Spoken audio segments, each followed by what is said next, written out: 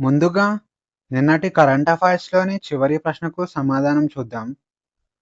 భారతదేశపు ఫిన్లాండ్ అని ఏ రాష్ట్రాన్ని పిలుస్తారు? ఆన్సర్ వచ్చేసి Kerala. 2025 GI tags.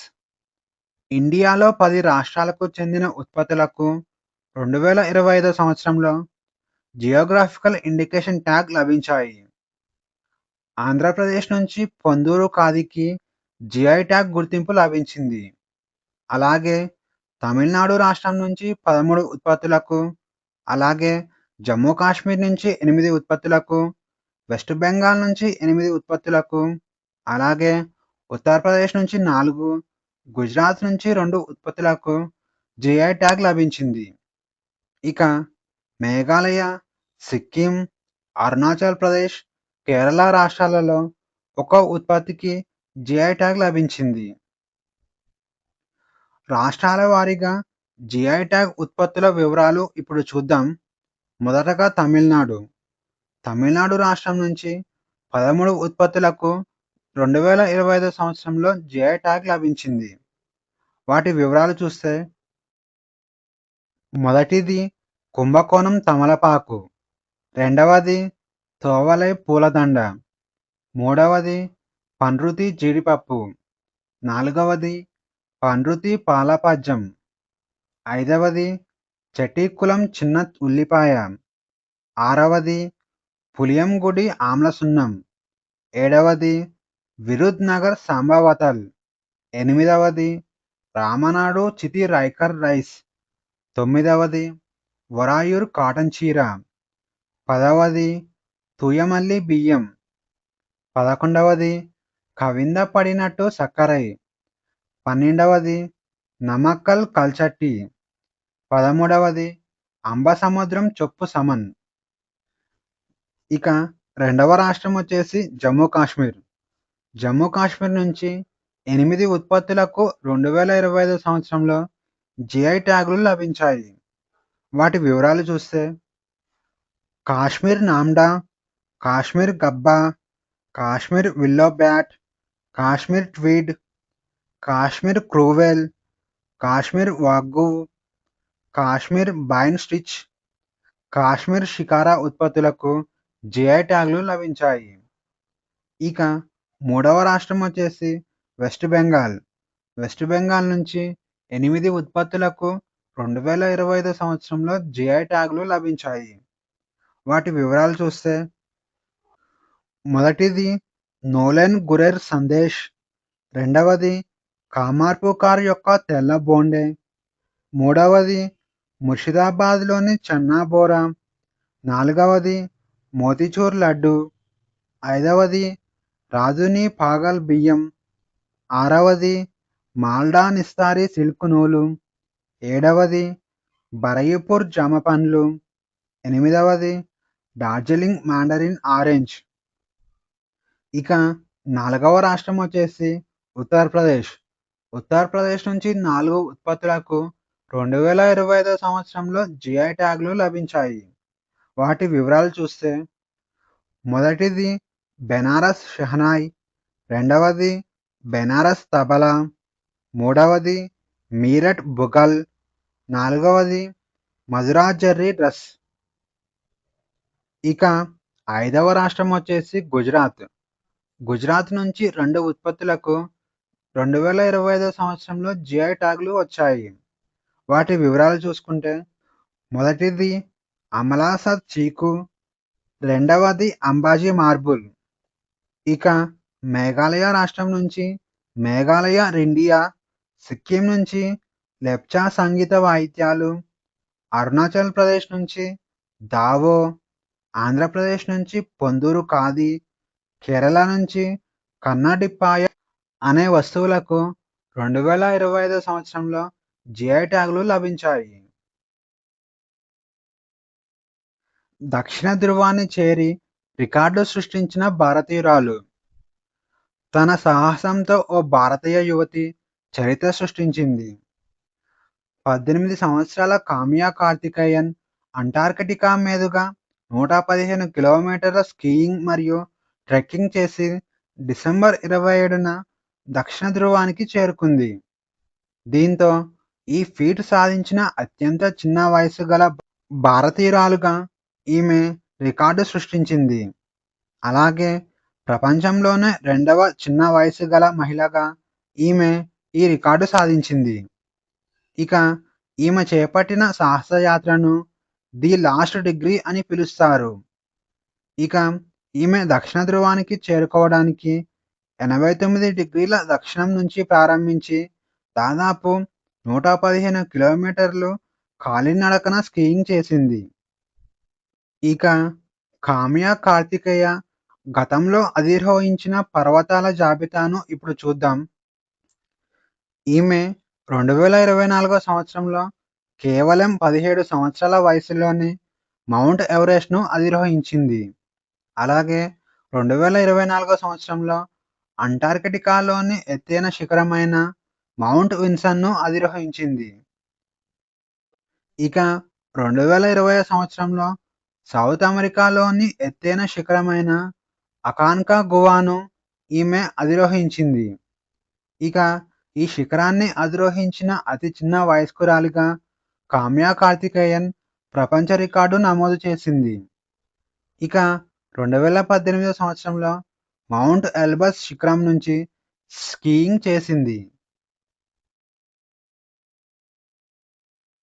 Pralay missile ప్రయోగం విజయవంతం. Defence research and development organisation మరో 2 మిసైళ్లను విజయవంతంగా ప్రయోగించింది. సింగిల్ లాంచర్ ద్వారా 2 ప్రళయ్ మిసైళ్లను పరీక్షించింది. డిసెంబర్ 31న ఒడిషా తీరంలో ఇంటిగ్రేటెడ్ టెస్ట్ రేంజ్ నుంచి ఈ ప్రయోగం జరిగింది. స్వదేశీ పరిజ్ఞానంతో ఈ మిసైళ్లను తయారు చేశారు. ఇక ఈ క్షిపణులు ఉపరితలం నుంచి ఉపరితలం వరకు లక్ష్యాలను ఛేదించగల బాలిస్టిక్ క్షిపణులు. ఈ క్షిపణులు 150 కిలోమీటర్ల నుంచి 500 కిలోమీటర్ల వరకు ఉన్న లక్ష్యాలను ఛేదించగలదు. అలాగే ఈ క్షిపణులు 350 నుంచి 700 కేజీల వార్హెడ్లను తీసుకెళ్లగలదు. ఫుడ్ కార్పొరేషన్ ఆఫ్ ఇండియాకు కొత్త చైర్మన్ మరియు మేనేజింగ్ డైరెక్టర్ నియామకం.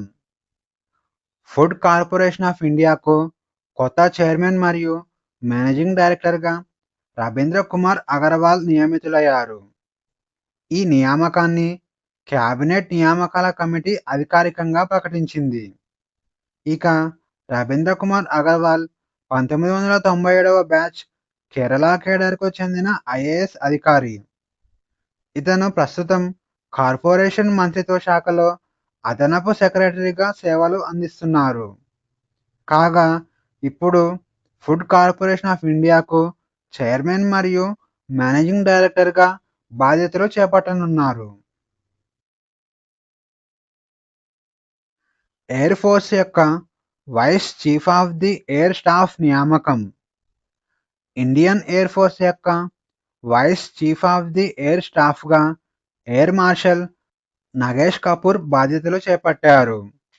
ఇతను జనవరి 1, 2026న అధికారికంగా ఈ బాధ్యతలు చేపట్టారు.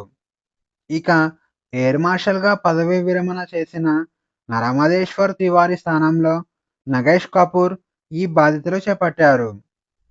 ఇక నగేష్ కపూర్ ఎయిర్ ఫోర్స్లో 40 సంవత్సరాలకు పైగా సేవలు అందిస్తున్నాడు.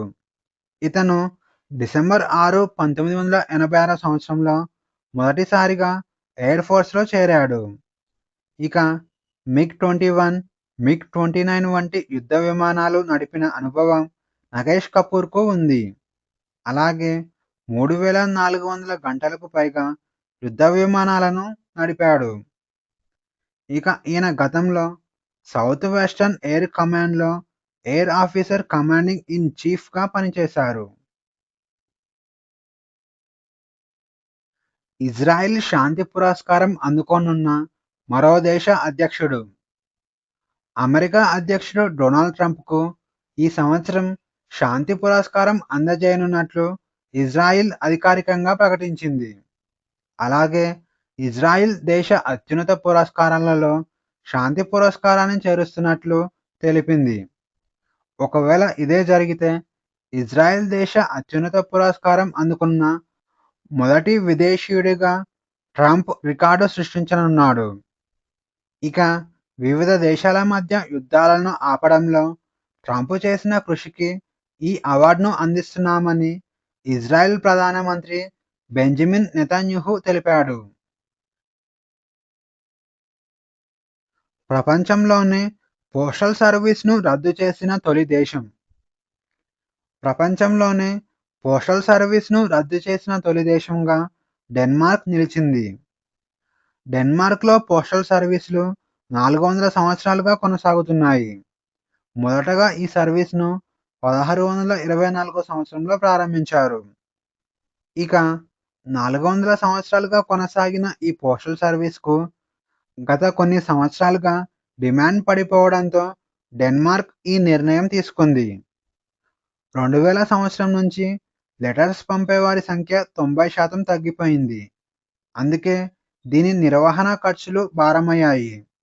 దీంతో డెన్మార్క్ ఈ నిర్ణయం తీసుకుంది. ఇక దీంతో పాటు డెన్మార్క్ ఇంటర్నేషనల్ పోస్టల్ డెలివరీని కూడా నిలిపివేసింది. అలాగే పోస్టల్ డిపార్ట్మెంట్లో పనిచేస్తున్న వేల మందిని తొలగించారు. ప్రపంచ ర్యాపిడ్ చెస్ ఛాంపియన్షిప్లో తెలుగు మహిళ రికార్డు. ప్రపంచ ర్యాపిడ్ చెస్ ఛాంపియన్షిప్ మహిళల విభాగంలో కోనేరు హంపి రికార్డు సృష్టించింది. డిఫెండింగ్ ఛాంపియన్గా బరిలోకి దిగిన కోనేరు హంపి ఈ టోర్నీలో కాంస్య పథకాన్ని సొంతం చేసుకుంది. దీంతో ప్రపంచ ర్యాపిడ్ చెస్ ఛాంపియన్షిప్లో 5 మెడల్స్ గెలిచిన మొట్టమొదటి మహిళగా కోనేరు హంపి రికార్డు సృష్టించింది. ఇక ఈ ఛాంపియన్షిప్లో ఓపెన్ కేటగిరీలో అర్జున్ ఎరిగైసీ 9.5 పాయింట్లతో కాంస్య పథకాన్ని గెలుచుకున్నాడు. ఇక 2025 ప్రపంచ ర్యాపిడ్ చెస్ ఛాంపియన్షిప్ను ఖతార్లోని దోహా నగరంలో నిర్వహించారు.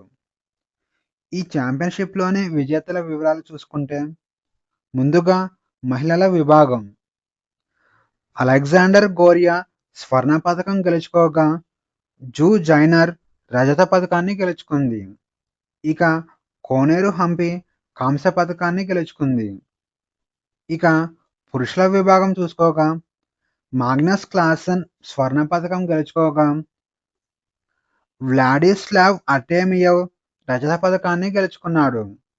ఇక అర్జున్ ఎరిగైసీ కాంస్య పథకాన్ని గెలుచుకున్నాడు. టీ20 క్రికెట్లో ప్రపంచ రికార్డు.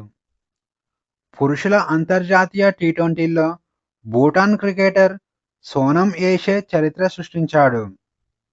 ఒక టీ20 మ్యాచ్లో అత్యధిక వికెట్లు తీసిన బౌలర్గా సోనం ఏషే నిలిచాడు. మయన్మార్తో జరిగిన మ్యాచ్లో 22 సంవత్సరాల సోనం ఏషే 4 ఓవర్లలో కేవలం 7 రన్స్ మాత్రమే ఇచ్చి 8 వికెట్లు తీసుకున్నాడు.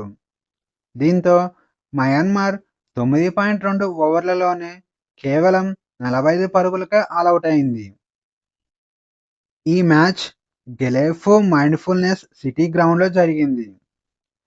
ఇక గతంలో ఈ రికార్డు మలేషియాకు చెందిన సయాజ్రుల్ ఇద్రస్ పేరిట ఉండేది. ఇతను గతంలో ఒక మ్యాచ్లో అత్యధికంగా 7 వికెట్లు తీసుకున్నాడు. కాగా ఈ రికార్డును సోనం ఏషే బద్దలు కొట్టాడు. ఇక ఈరోజు క్వశ్చన్స్ వచ్చేసి గ్లోబల్ ఫుడ్ సిటీ ర్యాంకింగ్స్ 2025-26లో టాప్ 10లో నిలిచిన ఏకైక భారతదేశ నగరం ఏది? A Hyderabad, B Bengaluru, C Chennai, D Mumbai. Answer వచ్చేసి ఆప్షన్ డి ముంబై. 2025 సంవత్సరంలో అత్యధిక జిఐ ట్యాగులు సాధించిన రాష్ట్రం ఏది? A Andhra Pradesh, B Tamil Nadu, C Uttar Pradesh, D Madhya Pradesh. Answer వచ్చేసి ఆప్షన్ బి తమిళనాడు. ఇండియాలో మొదటగా జాతీయ కృత్రిమ మేధస్సు పరిశోధనా సంస్థను స్థాపించిన రాష్ట్రం ఏది? A Gujarat, B Rajasthan, C Karnataka, D Telangana. Answer వచ్చేసి ఆప్షన్ ఏ గుజరాత్. కైమూర్ వన్యప్రాణుల అభయారణ్యం ఏ రాష్ట్రంలో ఉంది? A Karnataka, B Bihar, C Madhya Pradesh, D Gujarat. Answer వచ్చేసి ఆప్షన్ బి బీహార్. ఇటీవల ఎజ్రా తుఫాన్ ఏ దేశంలో సంభవించింది? A India, B Russia, C USA, D United Kingdom. Answer వచ్చేసి ఆప్షన్ సి యుఎస్ఏ. అశోకుడు ఏ శిలాశాసనంలో ప్రతి మానవుడు నా బిడ్డ అని పేర్కొన్నాడు? ఏ 5వ ప్రధాన శిలాశాసనం, బి 4వ ప్రధాన శిలాశాసనం, సి 6వ ప్రధాన శిలాశాసనం, డి 7వ ప్రధాన శిలాశాసనం. ఆన్సర్ వచ్చేసి ఆప్షన్ ఏ 5వ ప్రధాన శిలాశాసనం. ఆ రోజుల్లో బానిసల పట్ల ఉన్న విధానం గురించి అశోకునికి అనేక ఆందోళనలు ఉన్నాయి. అందుకే 5వ ప్రధాన శిలాశాసనంలో అశోకుడు ప్రతి మానవుడు నా బిడ్డ అని పేర్కొన్నాడు. చోళ రాజవంశ స్థాపకుడు ఎవరు? ఏ 1వ రాజేంద్ర చోళ, బి 1వ రాజరాజ చోళ, సి విజయాలయ చోళ, డి 1వ ఆదిత్య. ఆన్సర్ వచ్చేసి ఆప్షన్ సి విజయాలయ చోళ. విజయాలయ చోళుడు చోళ రాజవంశ స్థాపకుడిగా గుర్తించబడ్డాడు. అతను క్రీస్తు శకం 850వ సంవత్సరంలో తంజావూరు రాజ్యంపై తన అధికారాన్ని స్థాపించాడు. కింది వాటిలో ఏ పురాతన పాలకుడు తన రాజధానిని రాజ్గిర్ నుంచి పాటలీపుత్రకు మార్చిన ఘనత పొందాడు? A Dhanananda, B Ajatashatru, C Chandragupta Maurya, D Kakavarnin. Answer వచ్చేసి option D Kakavarnin. Shishunaga రాజవంశానికి చెందిన కాకా వారిన్ తన రాజధానిని రాజ్గిర్ నుంచి పాటలీపుత్రానికి మార్చాడు. రాజ్గిర్ను గిరివ్రజ అని కూడా పిలుస్తారు. సిద్ధార్థుని రథసారథి పేరు ఏమిటి? A Channa, B Kanthaka, C Kondanna, D Vappa. Answer వచ్చేసి ఆప్షన్ ఏ చన్న. గౌతమ బుద్ధుని అసలు పేరు సిద్ధార్థుడు. సిద్ధార్థుడు ఒక సంచారిగా మారాలని నిర్ణయించుకున్నాడు. తన 29 సంవత్సరాల వయసులో తన రథసారథి చన్నాతో మరియు తనకు ఇష్టమైన గుర్రం కాంతకాతో కలిసి సత్యాన్వేషణ కోసం తన రాజభవనాన్ని విడిచిపెట్టాడు. అలాగే దేశం మొత్తం సంచరించడానికి తయారయ్యాడు. కింది వాటిలో ఏది ఉదక భాగాను సూచిస్తుంది? ఏ సాగునీటి భూమిపై పన్ను, బి సారవంతమైన భూమిపై పన్ను, సి వాణిజ్యంపై పన్ను, డి ఉత్పత్తిపై పన్ను. ఆన్సర్ వచ్చేసి ఆప్షన్ ఏ సాగునీటి భూమిపై ఉన్న పన్ను. మౌర్యుల కాలంలో రైతులు నీటిపారుదల భూమిపై ఎక్కువ పన్ను చెల్లించాల్సి వచ్చేది. దీనిని ఉదక భాగా అని పిలుస్తారు. ఇది నీటి రేటును సూచిస్తుంది. Question of the day. ఇటీవల టీ20 క్రికెట్‌లో అత్యధిక వికెట్లు తీసి రికార్డు సాధించిన భారతీయ మహిళా క్రికెటర్ ఎవరు? ఈ ప్రశ్నకు సమాధానం తెలిస్తే కామెంట్‌లో తెలియజేయండి. ఈ వీడియోలోని కంటెంట్ మీకు నచ్చినట్లయితే లైక్ చేయండి, షేర్ చేయండి. అలాగే సబ్స్క్రైబ్ చేసుకోవడం మర్చిపోకండి.